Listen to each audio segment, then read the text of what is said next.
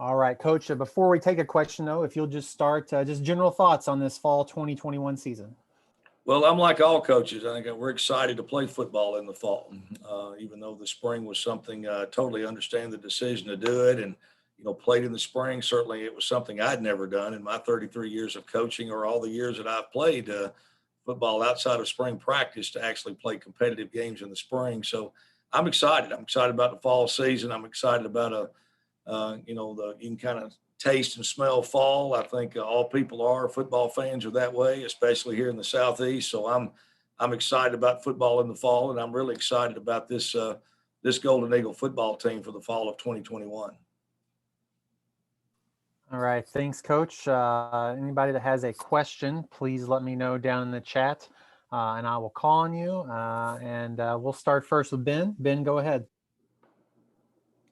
Coach Alexander, another virtual media day, just tell me a little bit about, do you like these virtual media days? Do you think we're in store for more virtual media days in the future? Just talk about, the process of going through a virtual media day. Well, I do think there's some virtual stuff I think that is here to stay. I think it's a technology that this past year everybody has had to learn to use and learn a lot more about it. I do think it's gotten better and people have perfected it more the more that they've had to do it, whether it be through education, whether it be through, different things, communicating with our players. I do think it has a place. I do think it will stay around. I'll be honest, I miss the OVC Media Day in Nashville and bringing all the teams to Nashville. And my biggest reason for missing it is for the student athletes, for the football players. I think it's just a big honor for them to be selected to represent their school at media days, and for them getting to dress up and put on their shirt and tie, and be around the other student athletes,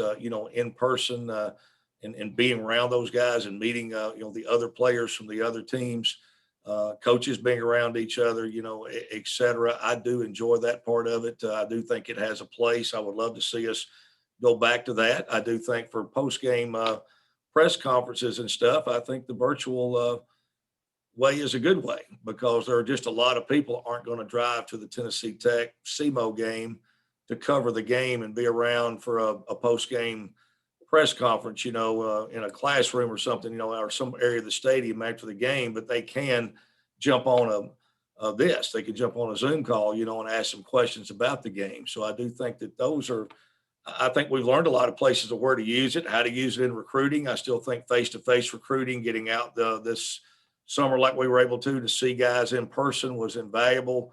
Getting that face-to-face contact recruiting is important, but if you can't get face-to-face, then this is as close to face-to-face as you can get. You can put somebody's face in the screen and actually have conversation with families and recruits, virtually. So, there's part of it I think is around to stay. And then there's part of it that I would like to see this particular event, the OVC Media Days, at some point. Hopefully things will be to where we can return it to Nashville.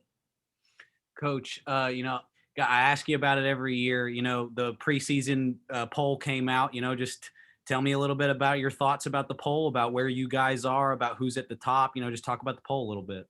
Well, I was, talking earlier in a session that I did. I think this year was the toughest year I've had filling out the preseason poll.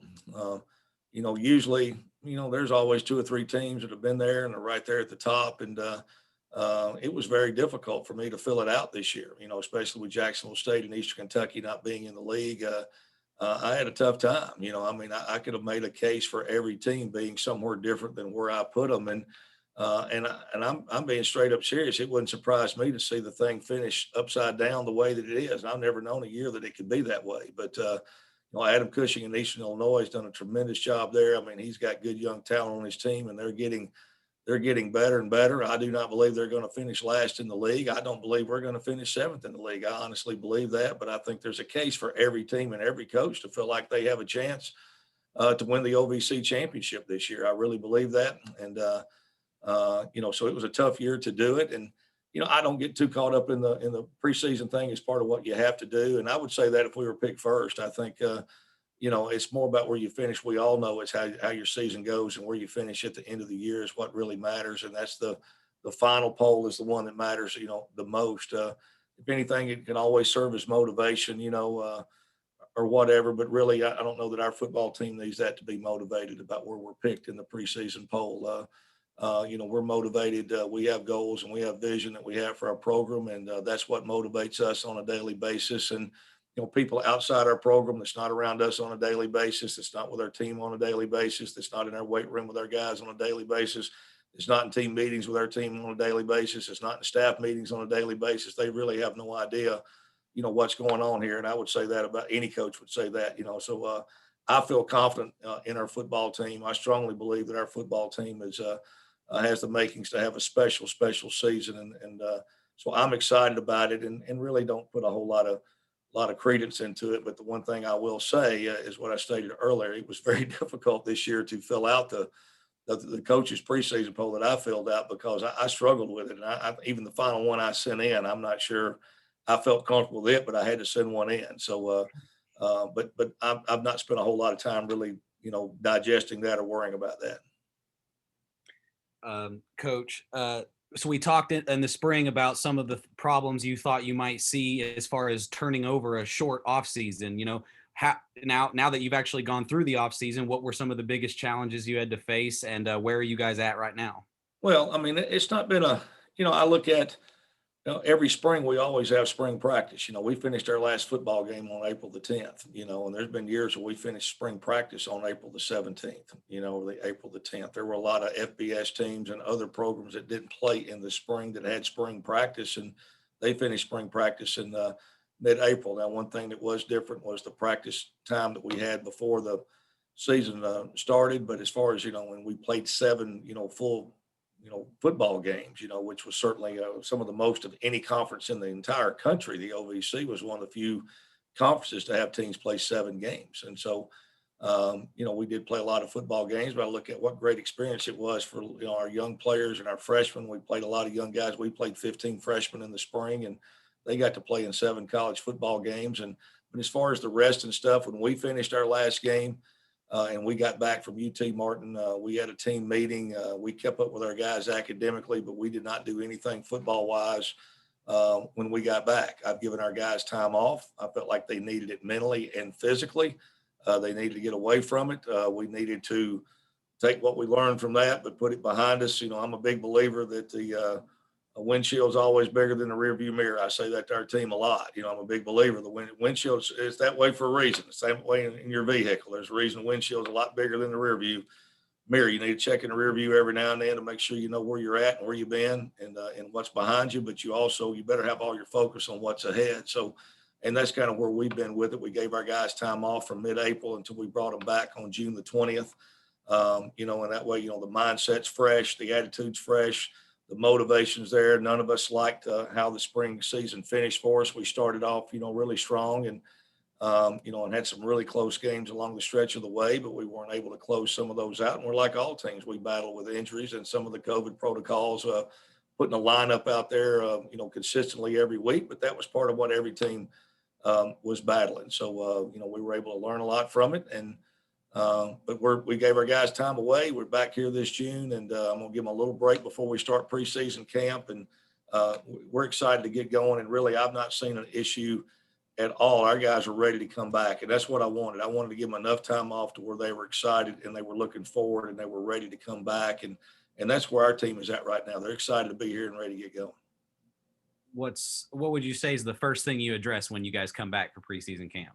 Well, it's fall of 2021. I think each season is different. Each season is special. There's no need to sit around and spend a whole lot of time about, things from the spring or fall of 20 or anything like that. Each season has its own set of players, its own unique circumstances, its own thing. And we focus on the things that we always focus on, our 5 standards of our Golden Eagle way and how we operate and how we do things around here. And we pick right back up with that. We've been able to really take our freshmen from last year. We really didn't get a chance to spend a lot of time with those guys outside of playing in games. We didn't get a summer with them. We really didn't get much fall with them at all. A lot of them were gone in and out, different things. The team meetings weren't allowed to take place. We weren't able to get them together like we normally do. And so it's been exciting to get everybody, all those freshmen that we had from the spring and plus our newcomers that we brought in all on the same page and onboard them the way that we like to do. And our older players have been tremendous about doing that. And this, that's where we're at. And let's roll up our sleeves and go to work. I know Ben might have some more. If anybody else has questions, let us know down in the chat. We got about 6 or 7 minutes with Coach Alexander before we transition. Coach, I did want to ask you, though, I heard what you said in the other tape session we did with you before, but I wanted this group to hear it. Can you just talk about, just being around the OVC and the level of competition you've seen and that going forward? I thought you had a good answer from your other session this morning. Well, the OVC has been, there's a lot of history with the OVC going back to 1948, when the conference first founded. Tennessee Tech joined in 1949, and I can think throughout multiple sports, where players or athletes, have gone on to do great things. And basically what I said was this: if you can come to the OVC, you can come to any institution in the OVC and you can accomplish whatever it is that you want to do within your sport. And you can accomplish whatever it is that you want to do once you get your degree. You can do all of those things at a Tennessee Tech or a Murray State or a UT Martin just as good as you can do them at Alabama, Clemson, or Auburn. You absolutely can. We've had football players here at Tennessee Tech that have played in the Super Bowl.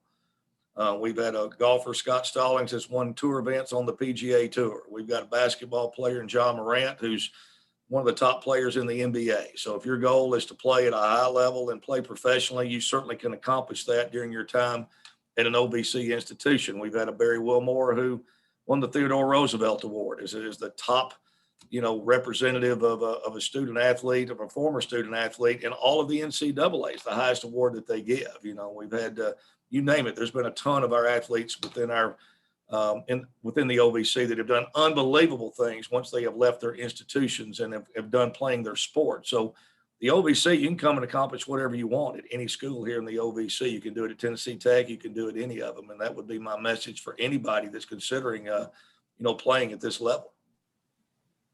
Thanks, Coach. Go back to Ben. He has a follow-up. Coach, I'm sure we'll end up talking more about this in the future, but, don't have Bailey Fisher at quarterback anymore. What's it been like trying to, what's the preparation been like not having him in this offseason? We're playing fall of 2021 with the players that we have, so there won't be a lot of conversation about it going forward, quite honestly.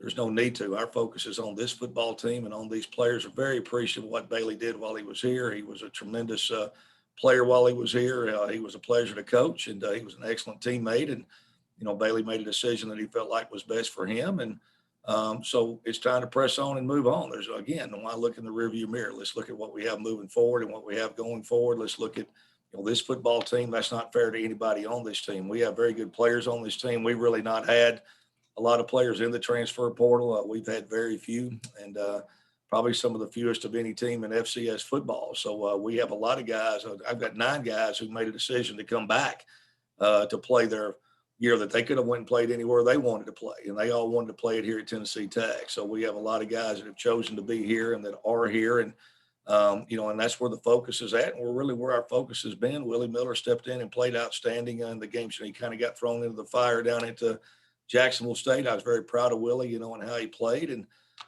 we've signed a young man as a freshman. We have a graduate transfer player that come in that'll help us compete for the position, and we'll see where that goes. That's competition. You got to, we're going to put the very best. We're going to put a quarterback out there on this field this fall that we certainly can win OVC games with, and I'm excited about that. We certainly feel like we can win them with Willie Miller. We feel like we can win them with whoever we put there, and we have a very strong team around whoever's going to play quarterback here.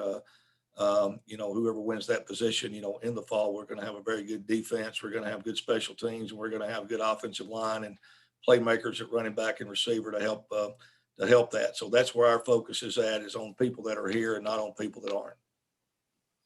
Okay. Just one more. You kind of alluded to it earlier, but what are some of your thoughts on the teams that left the OVC and thoughts on possibilities of, new teams joining the OVC? Well, I haven't heard a lot about new teams joining the OVC.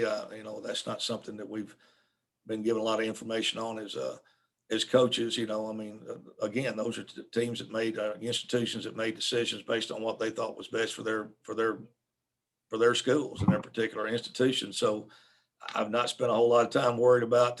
Why would I spend a lot of time worried about Jacksonville State or East Kentucky when we played Sanford in the first game? That's who I'm concerned about. That's our first opponent. We have Furman right after that. Then we go play the University of Tennessee after that. So it would be unfair to our football team and our fans to spend a whole lot of time worried about people that aren't playing, in the league. They all made their choice to do that.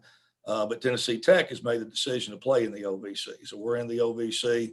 We've been in it since 1949. Our goal is to win the OVC championship here in 2021. So that's 100% of our focus. And same approach I take in recruiting. I'm not going to sit here and tell a recruit and his parents about why you shouldn't attend school A, B, or C. I'm just going to tell you why we love Tennessee Tech and why I think here would be a great place for you. And so that's my approach to everything. It's been my approach since I've been coaching. I focus on the teams that are here, the teams that we play this year. We have an awesome 11-game schedule. We were able to pick up 2 games in place of Jacksonville State and Eastern Kentucky. So we have an 11-game schedule. We have a very competitive OVC schedule, starting with Eastern Illinois and Southeast Missouri State here at home to start our OVC season after the teams I've already talked about. So that's where our focus is at, are on the teams that we have to compete against. We got one more question for Coach, and then we'll transition to Chris. So Van Stokes from the Austin P Radio Network. Go ahead. Coach, looking back to the last time these two teams played each other, I thought you played a very complete football game against the Governors of Austin P and came away with the win, of course. A well-balanced game with 3 field goals in that game in particular.